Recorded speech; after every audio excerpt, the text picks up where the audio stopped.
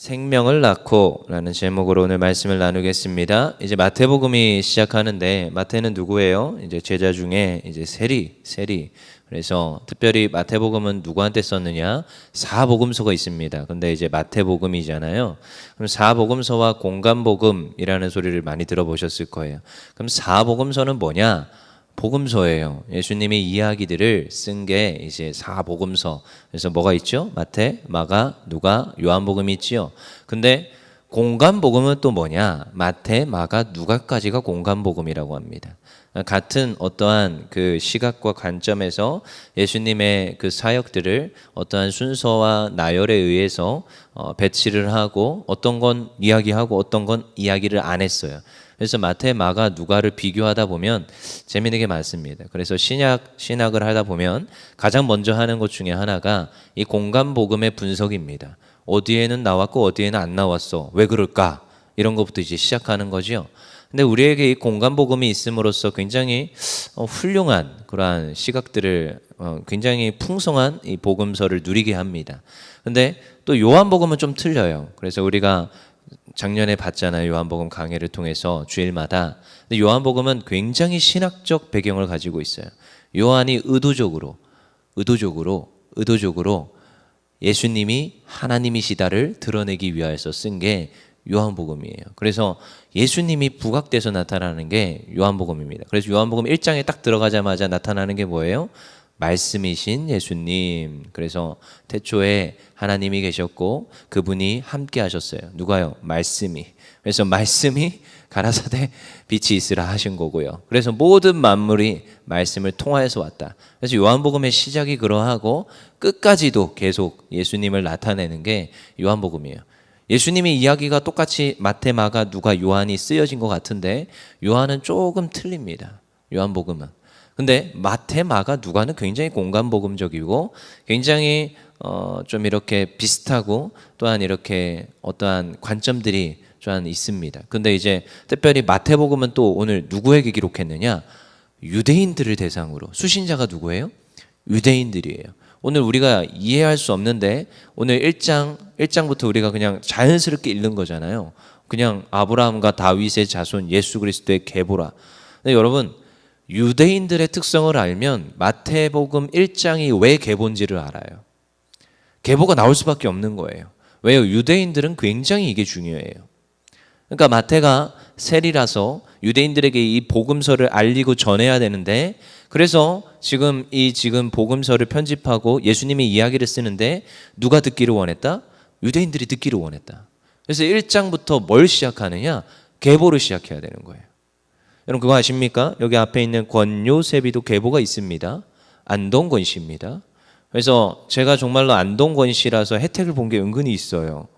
뭐 어떻게 하다 보니까 앞에서 일을 해야 될 때가 있어서 어떻게 일을 했어요. 일이 안 돼요. 근데 진행이 안 되더라고요. 자꾸 막 학교에서 그 교무처에서 막아요. 커트를 하더라고요. 그래서 이거 왜 이렇게 일이 안 되냐. 그 기숙사에서 이제 침대를 바꾸는 일이었거든요. 그냥 돈도 내가 다 가져와서 하겠다는데 왜 안 해주겠다라는 거예요. 뭐 행정적 절차가 까다롭다고 안 해준답니다. 그래서 제가 열이 받았어요. 아니 내가 돈 주고 다 해주겠다는데 안 해준대요. 그래서 이걸 어떻게 해야 되나 하고 있는데 저쪽에 이제 그 모든 걸 관리하시는 관리 집사님이 계셨어요. 권가였습니다. 이야기를 좀 했지요. 제가 35대 손인데 근데 그분이 36대 손인 거예요. 네. 아무튼 뭐 제가 뭐 세세하게 저의 뭐 족보를 말하겠다 이게 아니라 그냥 권 씨라서 통했어요. 일이 됐을까요? 안 될까요? 일이 됐어요. 그냥 됐어요. 그래? 그럼 우리 35대 손 아버지 뻘이거든요. 제가 아버님이 말하시니까 해드려야죠 하면서 이제 막 이것저것 다 해주셨어요. 그래서 그때도 제가 느꼈죠. 이게 혈연지연 학연이 이렇게 무서운 건가. 그때 처음 느꼈어요. 대학교 들어가서. 사실 뭐 그런 거에 제가 연연할 그런 것도 없는데. 근데요. 이게 교회에서 또 전도사 생활을 하고 지금 목사잖아요. 교회에 있는데도 있습니다. 네.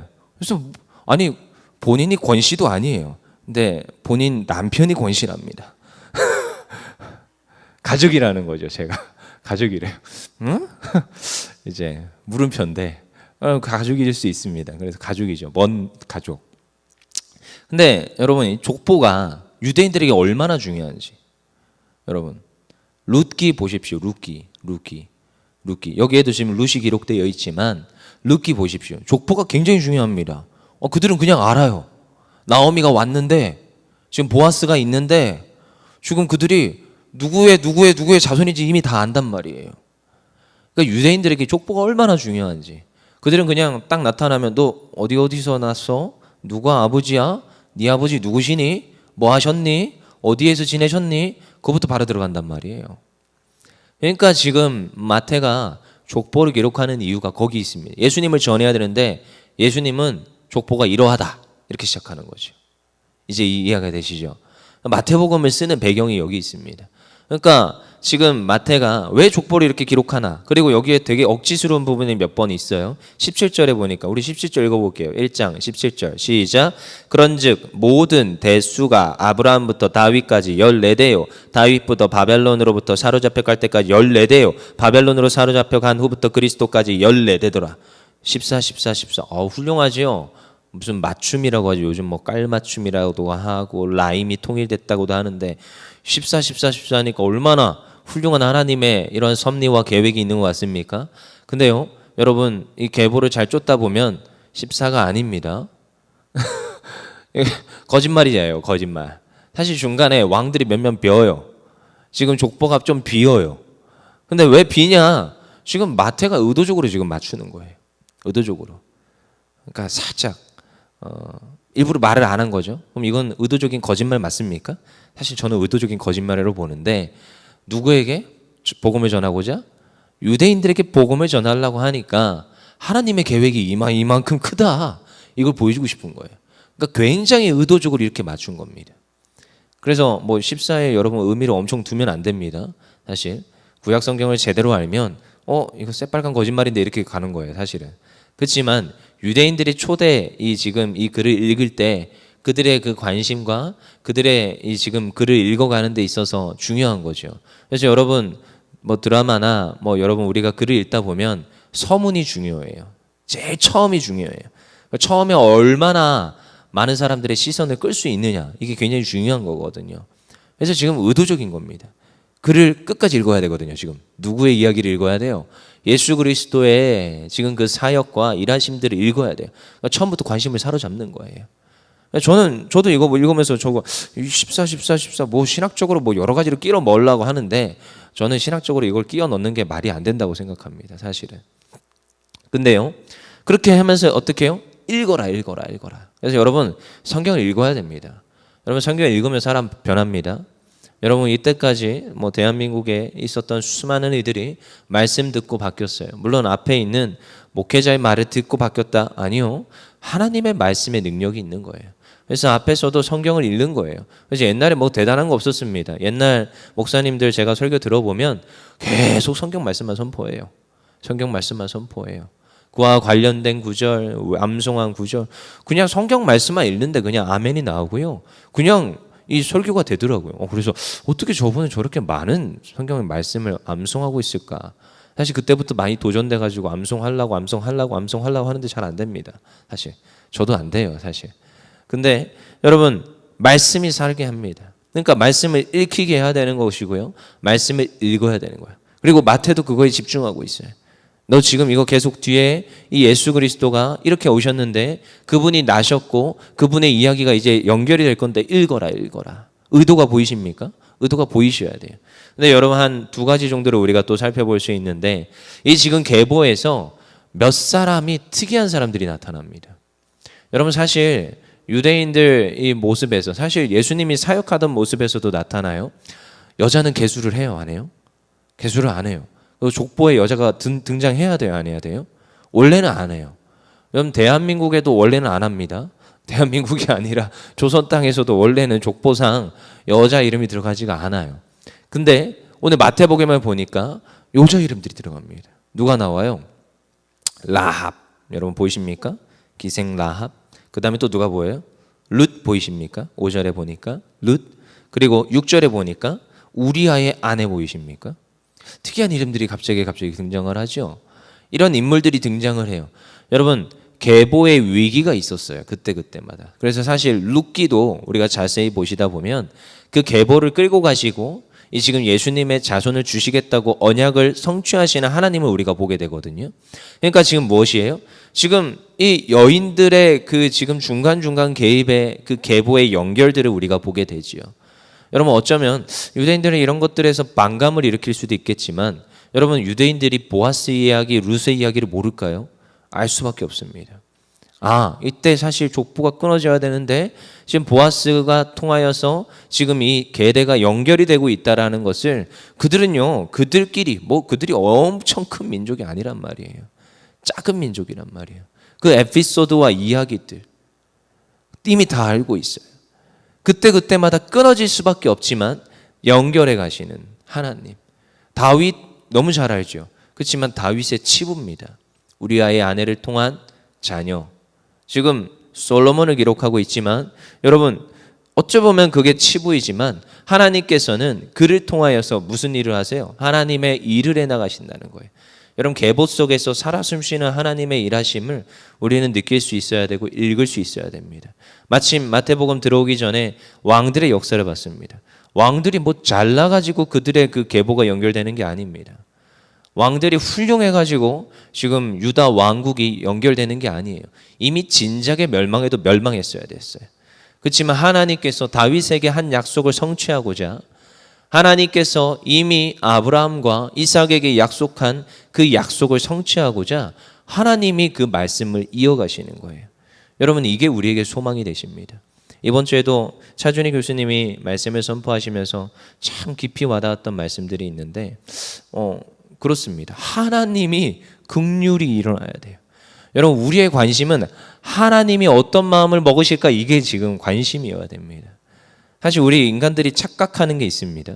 내가 열심히 하면 내가 하나님 앞에 지성과 감천으로 열심히 올려드리면 하나님께서 일하시겠지. 이렇게 이제 착각할 때가 있어요. 그렇지만 여러분 그럼에도 불구하고 하나님이 마음 고쳐먹지 않으시면요 멸망은요 올 수밖에 없고요. 내 인생에 어려움과 풍파가 올 수밖에 없습니다. 그러니까 여전히 하나님께 기도해야 되는 거예요. 하나님 마음 좀 고쳐먹어 주세요. 하나님 좀 도와주세요.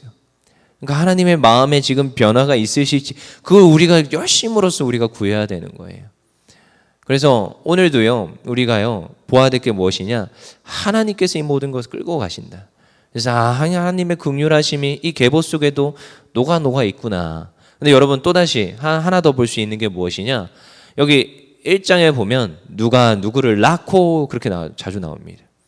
여러분 누가 누구를 낳고, 여러분 복음서의 출발은 낳고입니다. 잉태하여 낳고, 생명을 잉태하여 낳았다로 시작하는 게 복음서입니다. 여러분 구약의 끝은 뭔지 아세요? 죽음이에요. 멸망이에요, 사실.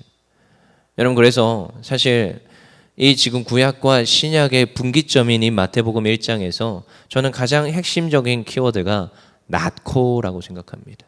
하나님께서는 이제 구약에 있었던 그 지금 패역하고 악한 그 인간들의 그 역사를요 어떻게 해요? 생명을 잉태하게 하여서 낳게 하시는 은혜를 또한 이 마태복음 1장을 열어가면서 보여주고 있습니다. 하나님께서는 복음을 어떻게 해요? 복음은 생명을 잉태하여 낳게 하는 일인 것을 오늘 1장을 통하여서 선포하고 있어요. 그래서 예수 그리스도가 오심으로, 그분이 잉태하여 이 땅 가운데 오심으로 이제 모든 죄는 다 도말하여지는 것이고 해결되어지는 것이고, 그동안 인간들이 끊임없이 제사를 드리며 끊임없이 하나님께 똑같은 범죄를 범하였던 것들이 이제는 끊어지게 되는 것입니다. 그래서 복음서의 출발은 낳고예요. 누가 낳았어요? 지금 마지막 우리 16절 1장 16절 읽겠습니다. 시작. 야곱은 마리아의 남편 요셉을 낳았으니 마리아에게서 그리스도라 칭하는 예수가 나시니라. 예수가 나시니라. 이게 복음의 출발입니다. 여러분 예수님이, 하나님이신 예수님이 이 땅에 나셨다. 이것이 우리에게 복음이고요. 이것을 믿는 것이 우리가 살아갈 이유이고 또한 신앙의 근본 뿌리입니다. 그럼 우리도 또 무엇해야 돼요? 복음을 하나님께서 낳으셨어요. 예수님을 이 땅 가운데 보내주심으로 낳았어요. 그럼 우리도 예수 그리스도를 아는 자라면 우리도 생명을 잉태해야 되는 것입니다. 생명을 낳아야 되는 거예요. 우리 대해서 신앙이 끊어지는 것이 아니라 복음서가 생명을 낳는 것으로 말하고 있다면 우리도 이 복음의 시대를 살아가는 이들이라면 우리도 동일하게 생명을 낳아야 되는 거예요. 그것이 우리의 자녀가 될 수 있고요. 그것이 우리가 전도해야 될 태신자일 수 있고요. 그것이 우리가 살아갈 목적과 이유가 되어야 됩니다. 왜요? 하나님께서 이 수많은 역사를 통하여서 하신 일이 예수님을 낳으신 거였어요. 이 땅 가운데 보내셔서 모든 죄를 도말하시고 해결하시고 성취하신 것이었어요. 그럼 우리도 그러해야 됩니다. 그래서 오늘도 우리는 예수님을 본받는 자 되어 오늘도 이 아침에 아까 우리 찬양했지요. 야곱이 일어나 그 아침에 제단을 쌓았던 것 같이 오늘도 우리가 제단을 쌓고 또한 우리의 삶에서 제단을 쌓아야 돼요. 제단을. 참 어제 말씀 중에 참 기억에 남았던 게 성경에만 밑줄 긋지 마시고 우리의 삶에도 밑줄을 그으셔라. 자주 쓰시는 말이에요, 사실. 근데 참 와닿더라고요. 여러분, 우리의 삶에 어떤 밑줄을 그으시겠습니까? 하나님, 오늘도 제 삶에 밑줄이 끊긴다면 하나님, 저의 삶에 이 생명을 낳았던 축복이 있기를 원합니다. 그게 저의 자녀가 되길 원하고 그게 제가 전도한 그들이 되길 원하고 하나님, 제가 섬기는 이들이 되길 원합니다. 그래야 그들 가운데 생명의 축복이 임하기를 오늘도 우리가 기도하며 부르짖어 간구하기를 간절히 소망합니다. 기도하겠습니다.